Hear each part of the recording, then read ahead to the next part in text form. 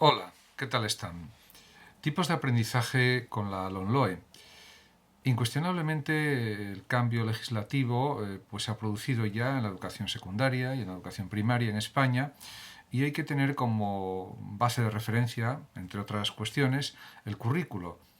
que se define como el conjunto de objetivos, competencias, contenidos, métodos pedagógicos y criterios de evaluación de cada una de las enseñanzas.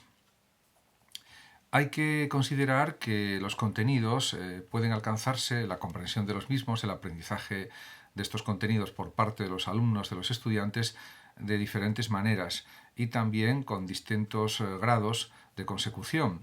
Y en ese sentido, es verdad que hay muchos métodos pedagógicos o tipos de aprendizaje o sistemas didácticos que se pueden aplicar a los estudiantes para obtener el mejor rendimiento posible. Por supuesto, con la LOMLOE pues se quiere potenciar el aprendizaje, el conocimiento de los alumnos, de los contenidos que tienen que aprender y se pueden utilizar diversas metodologías y sobre todo que ellos posean diversas posibilidades para, diríamos, trabajar los materiales, trabajar los contenidos que tienen que conocer, que aprender. En ese sentido, pues hay distintas formas de aprendizaje. Por ejemplo, está, en primer lugar, podemos señalar el enfoque clásico del aprendizaje basado en el pensamiento. Realmente diríamos que es, podemos llamar también algo parecido a la enseñanza magistral, en cierto sentido, o por lo menos tiene unas ciertas similitudes con la enseñanza magistral, con la clase magistral, vamos a decirlo así. Lo que sucede que actualmente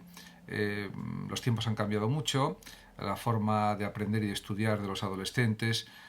pues también se ha modificado en gran medida y responde mejor a los estímulos visuales, a los estímulos auditivos y no tanto a lo escrito en los materiales, que también, por supuesto, pueden entender y pueden comprender y deben comprender. Pero diríamos que la estrategia basada en aprender por pensamientos es más complicada en general para los alumnos porque les exige saber bien los significados de los términos que están utilizando, comprender bien el lenguaje que están leyendo en su totalidad, no parcialmente. Y en ese sentido, aunque también es útil, por supuesto, el aprendizaje basado en el pensamiento, pues, y es la clave, también la bóveda maestra, vamos a decirlo, de posteriores aprendizajes, pues tiene que estar basado en una buena lectoescritura, en una buena comprensión de lo que se lee, en una buena capacidad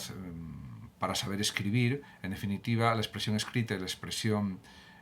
hablada también deben contribuir a un mejor entendimiento de conceptos, de ideas, de planteamientos, de reflexiones, de pensamientos, en definitiva. Y eso se logra a través de la práctica, a través del estudio, a través de las preguntas, a través de los diálogos, a través de las conversaciones y debates en clase, en el aula, etcétera, etcétera. Y es un proceso laborioso, lento, pero también que puede ser eficiente y eficaz. En cualquier caso, es una tarea que realizan todos los profesores en sus clases de manera continua y de manera intensa, podríamos decir también. Además de este aprendizaje basado en el pensamiento, existe el denominado aprendizaje basado en proyectos, que actualmente está pues muy en boga y está siendo utilizado por muchos docentes, tanto en secundaria como en primaria, y presupone la utilización de recursos didácticos que potencien o que apoyen la interrelación de conceptos, de contenidos, de ideas en los estudiantes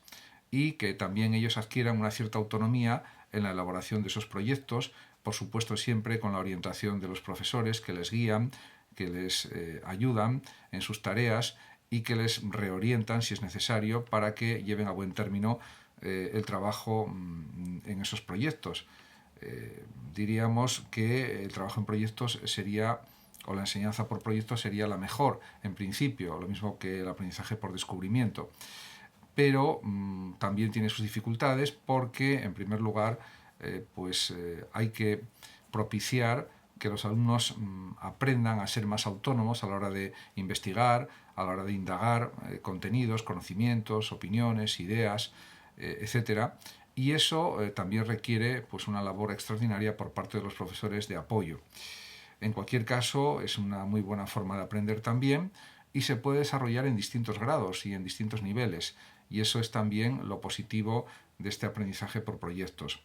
También es destacable el aprendizaje basado en retos, en los que se plantean problemas de una cierta entidad y que tienen que ser resueltos por los estudiantes también con la colaboración de los docentes y sabiendo usar también procesos de investigación, saber documentarse por parte de los alumnos, saber buscar las fuentes de información de una manera coherente y racional, y sobre todo eso también potencia que utilicen diversas estrategias de búsqueda de conocimientos, de ideas, de plasmación de las mismas en escritos, en redacciones, en disertaciones, debates, etc. Hay otra modalidad de aprendizaje o de enseñanza que se denomina estaciones de aprendizaje y que es la plasmación de una metodología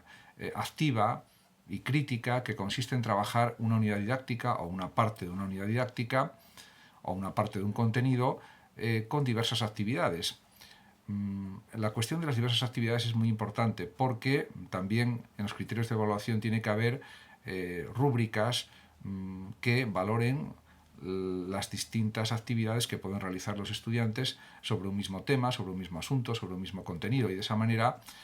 que los criterios de evaluación sean más diferenciados, más diversos y por lo tanto más funcionales y mejores para medir todas las capacidades que están demostrando los estudiantes en su proceso de aprendizaje.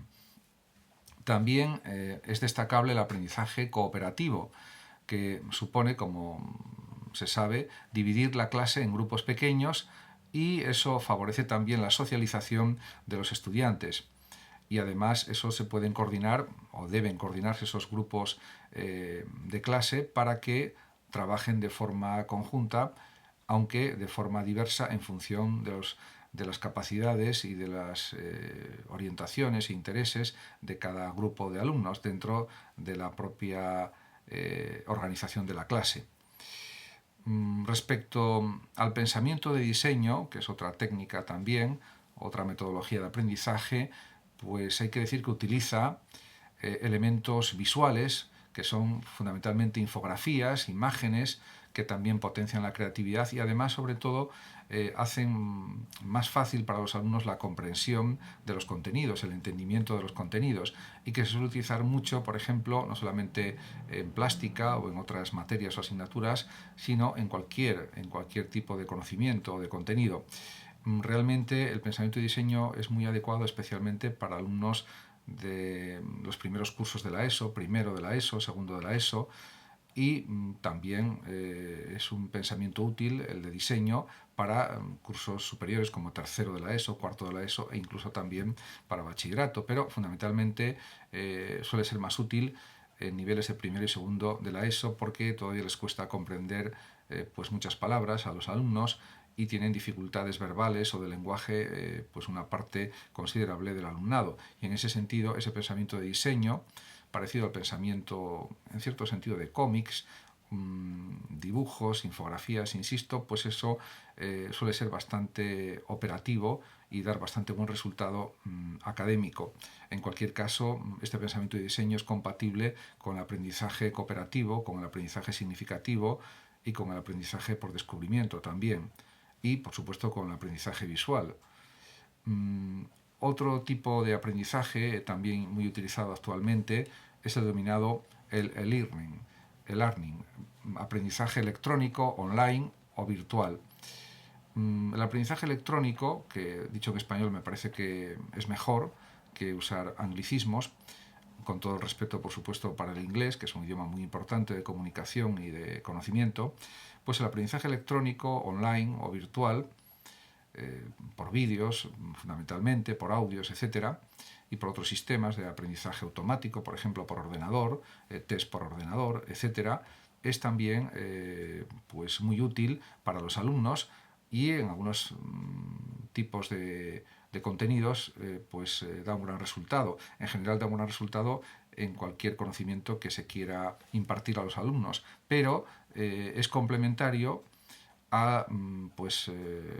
la enseñanza por proyectos o es complementario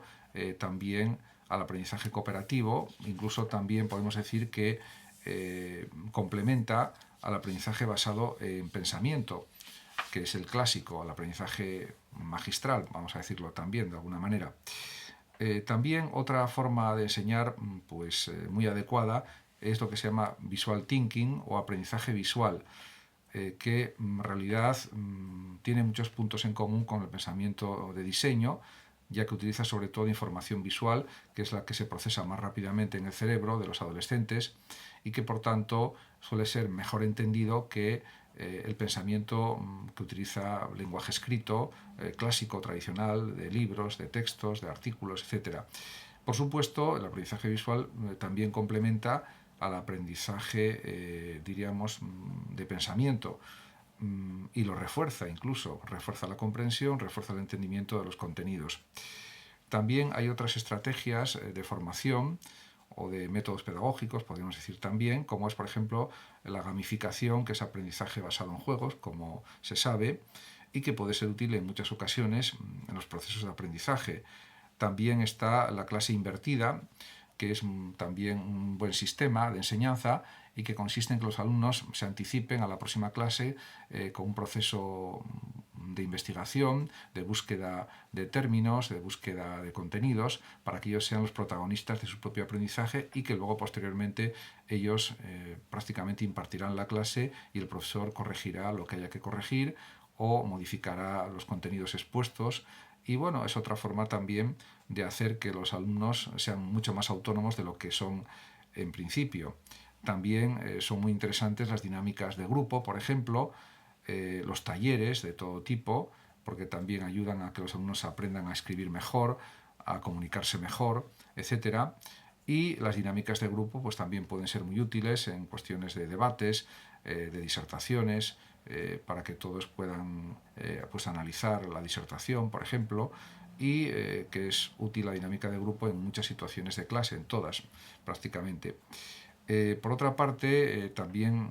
existe el denominado pensamiento computacional, que está en relación con el buen uso de la informática, de los sistemas digitales, etc. Y esta digitalización también tiene que estar como una parte importante del conocimiento que tienen que aprender las nuevas generaciones. Por último, pues insistir en la importancia también del aprendizaje por descubrimiento. El aprendizaje significativo por descubrimiento podríamos decir que también es compatible con los anteriores tipos de aprendizaje que he explicado o que he señalado. Muchas gracias a todos por su atención. Saludos como siempre a los oyentes de Radio Sofando de México y hasta siempre.